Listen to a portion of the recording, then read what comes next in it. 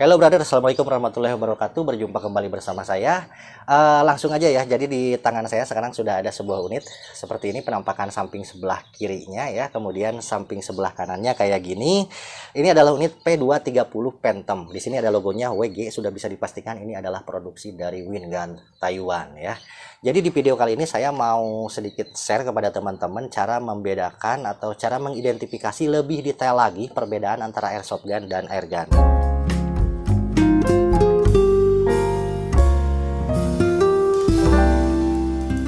Seperti yang sudah saya jelaskan di video sebelumnya, jadi unit airsoft gun itu menggunakan tenaga green gas ya, magasinnya gede kayak gini nih, gede kayak gini, kemudian menggunakan green gas kayak gini dicolok dari bagian belakang, sementara airgun itu menggunakan CO2.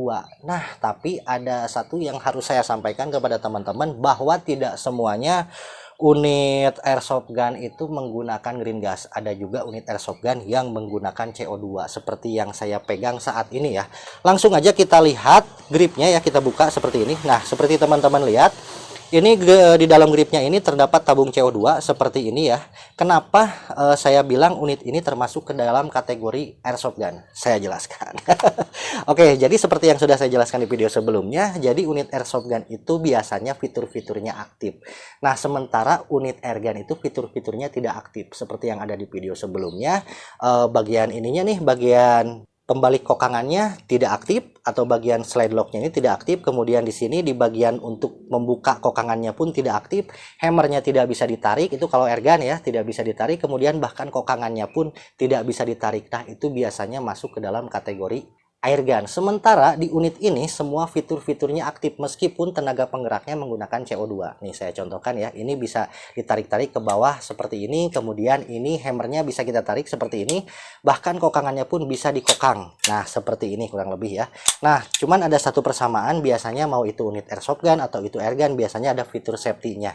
Dua-duanya sama-sama bisa aktif. Jadi di unit airgun itu biasanya cuman bagian ininya doang yang aktif, bagian safety-nya doang. Selebihnya biasanya tidak aktif. Nah, sementara di unit airsoft gun semua fitur-fiturnya aktif, sama persis seperti versi senjata aslinya. Selanjutnya kita bahas bagian magasinnya. Nah, unit-unit airsoft gun bertenaga CO2 ini ada dua jenis ya. Ada yang magasinnya itu memang besar seperti ini, tapi di sininya bolong, CO2-nya nyatu sama magasin. Ada juga yang nyatu sama grip seperti airgun ya, tapi bentuk magasinnya tipis seperti ini. Nah, namun di sini ada tulisan 6 mm. Sama seperti teman-teman ketahui bahwa airsoft gun itu berdiameter pelurunya itu atau BB-nya itu 6 mm dan 8 mm, dan yang pasti menggunakan BB plastik ya. Dan satu lagi perbedaan antara airsoft gun dan airgun yaitu dari kekuatan tembaknya atau daya rusaknya atau damage-nya.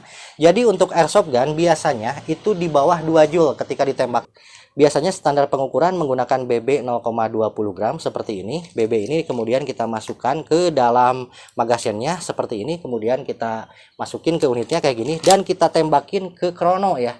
Nah, kalau misalkan hasilnya di atas 2 joule misalkan, itu tidak bisa dikategorikan sebagai airsoft gun ya. Tapi kalau misalkan di bawah 2 joule, nah itu bisa dikategorikan sebagai airsoft gun. Oke, saya rangkum ya poin-poinnya. Jadi unit airsoft gun yang menggunakan CO2 harus memiliki 3 kriteria. Yang pertama, fiturnya aktif semua. Kemudian yang kedua, pakai BB 6 mm, materialnya plastik. Dan yang ketiga, tenaga yang dihasilkan di bawah 2 joule atau sekitar 470 feet per second atau FPS menggunakan BB 0,20 gram. Nah, pertanyaannya, jika misalkan unit airsoft gun CO2 ini kita isi dengan BB Gotri, lantas itu bisa dinamakan airsoft gun atau airgun? Nah, ini rada bingung juga nih. Silahkan dijawab sendiri.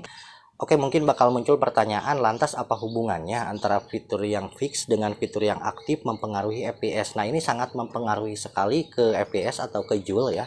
Kenapa? Karena untuk unit-unit yang memiliki fitur blowback ya, atau ini alias ininya bisa dikokang seperti ini biasanya memiliki fitur blowback ya. Jadi ketika kita menembakkan unit ini otomatis slide-nya itu mundur ke belakang. Nah, ini slide mundur ke belakang ini dihasilkan dari tekanan gas yang ada di dalam ini. Jadi tekanan gasnya itu terbagi dua. Satu untuk mendorong slide ke bagian belakang dan satu lagi untuk mendorong BB ke depan. Jadi tenaganya terbagi dua, otomatis BB yang melontar ke depan itu tenaganya menjadi lebih pelan ya. Sementara unit-unit yang slide-nya ini fix, tidak bisa mundur ke belakang, ini tenaga yang dihasilkan dari CO2 100% ke depan, sehingga menghasilkan EPS yang lebih tinggi serta joule yang lebih tinggi pula. Nah, itulah yang menyebabkan kenapa unit-unit yang slide-nya fix ini dikategorikan sebagai unit airgun, bukan airsoft gun ya, karena itu tidak layak untuk dipakai wargame atau skirmish ya.